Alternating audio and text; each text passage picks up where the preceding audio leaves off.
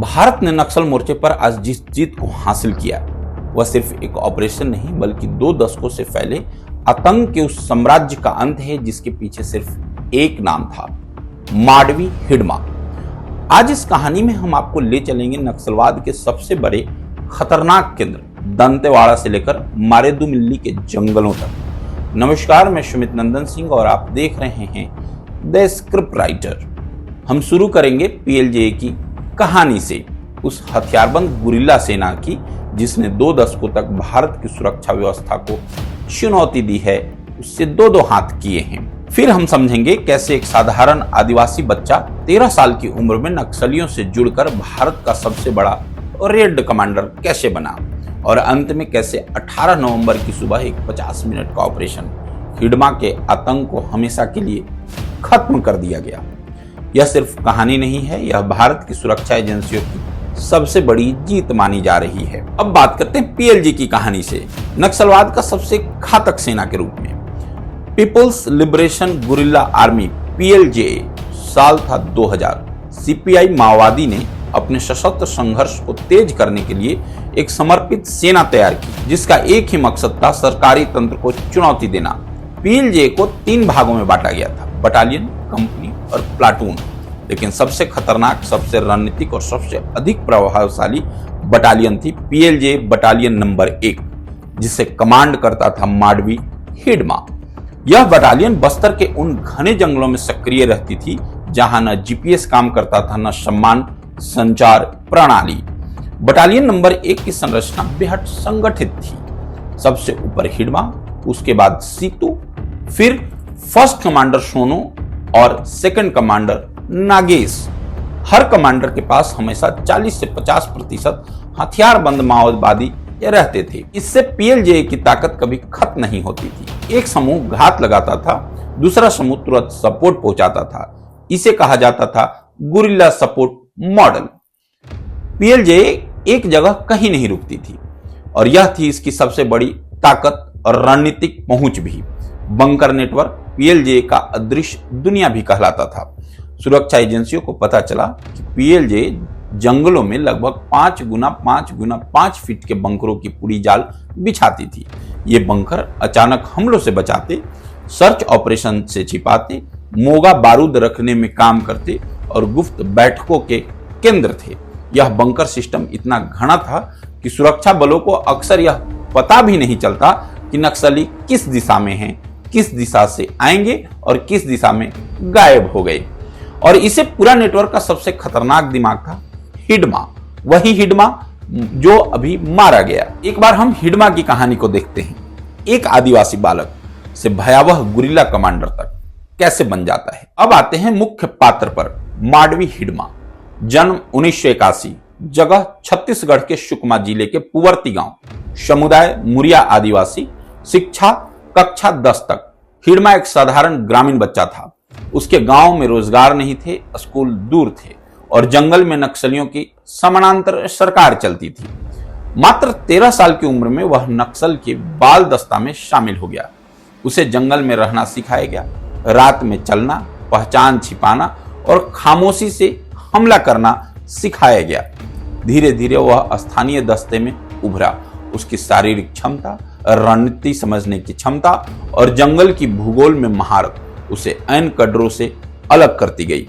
कुछ वर्षों में वह प्लाटून कमांडर, फिर कंपनी कमांडर, फिर बटालियन कमांडर और अंत में सीपीआई माओवादी की केंद्रीय समिति की सबसे युवा सदस्य बनकर उभरा। हिडमा के कई नाम थे, देवा, बिलास, संतोष। हर नाम के पीछे एक नई पहचान। राजे उर्फ रजक्का हिडमा की साथी।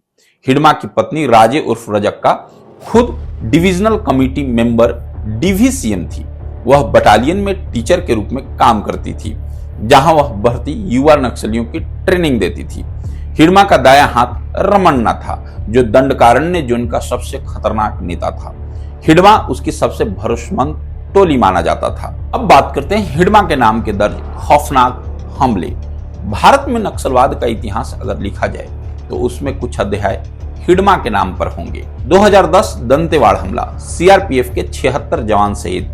नक्सली इतिहास का सबसे भयावह हमला। इसकी प्लानिंग हिडमा ने ही करा था। साल 2012 सुकमा कलेक्टर का अपहरण। एलेक्स पॉलमेनन पूरा देश हिल गया था। उनके अपहरण की साजिश हिडमा ने ही की थी। 2013 झिरमिट घाटी नरसंहार, 27 राजनीतिक नेता मारे गए। कांग्रेस के शीर्ष नेता निशाने पर थे, मास्टरमाइंड था हिडमा। 2017 सुकमा का डबल अटैक, सिर्फ 1.5 महीने में सीआरपीएफ के 37 जवान शहीद कर दिए गए। हमला पीएलजे बटालियन 1 पर किया गया, जिसका पूरा देखरेख हिडमा किया करता था। साल 2021 सुकमा बीजापुर मुठभेड़, 22 जवान शहीद, योजना फिर वही।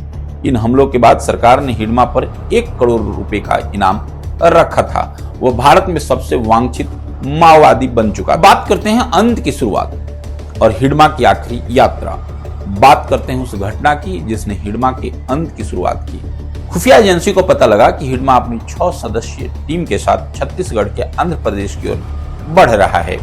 उसकी मंशा थी आंध्र की सीमाओं को परखना और आगे होकर ओडिशा के अंदर जाना। यह सूचना स्पेशल इंटेलिजेंस ब्रांच SIB को लगी। आंध्र और तेलंगाना दोनों के SIB ने इसे कंफर्म भी करा। 18 नवंबर की सुबह हिडमा मारेदुमिल्ली के घने जंगल में दाखिल हुआ, जहां सबसे पहले ही सुरक्षा बलों की टुकड़ियां घेरा बना बैठी थी। और यहीं पर होता है अंतिम मुठभेड़, वो 50 मिनट जो इतिहास से बन गए। सुबह 6 बजे जंगल की हल्की रोशनी से भरे लगा था। हिडमा की टीम आगे बढ़ रही थी। अचानक सुरक्षा बलों ने उन्हें चारों ओर से घेर लिया। पहली गोली 6:10 में चली, फिर जवाबी फायर। जंगल कानों को चिर देने वाली आवाजों से गुंजयमान हो गया। करीब 50 मिनट तक गोलियों की बौछार चलती रही और जब धुआं छटा, जमीन पर पड़े थे 600, जिनमें हिडमा और उसकी पत्नी राजे दोनों शामिल थी। दोपहर तक डीजीपी हरीश कुमार गुप्ता ने आधिकारिक रूप से घोषणा की कि माओवादी केंद्रीय समिति का सदस्य माडवी हिडमा और उसकी पत्नी राजे एनकाउंटर में मारे गए हैं। माडवी हिडमा की मौत ऐसा है जैसे माओवादी नेटवर्क की रीढ़ ही टूट गई हो। माओवादी की हिडमा की मौत सिर्फ एक व्यक्ति की मौत नहीं है, यह एक पूरी रणनीति का अंत है। पीएलजे बटालियन नंबर 1 अब बिना नेतृत्व के है। दक्षिण बस्तर का पूरा माओवाद ढांचा कमजोर पड़ चुका है। दंडकारण्य जोन में माओवादी की रीढ़ टूट चुकी है। भर्ती, ट्रेनिंग और हमले की योजना अब रुक सी जाएगी। सुरक्षा एजेंसियां कह रही है यह अब तक की सबसे बड़ी माओवादी सफलता है। जंगलों की इन अंधारी कहानियों में जहां मौत, हिंसा और घात का खेल चलता रहा, वहीं आज पहली बार न्याय की रोशनी जीत कर निकली है। हिडमा, जिसने 2 दशकों तक आतंक फैलाया, आज इतिहास बन चुका है।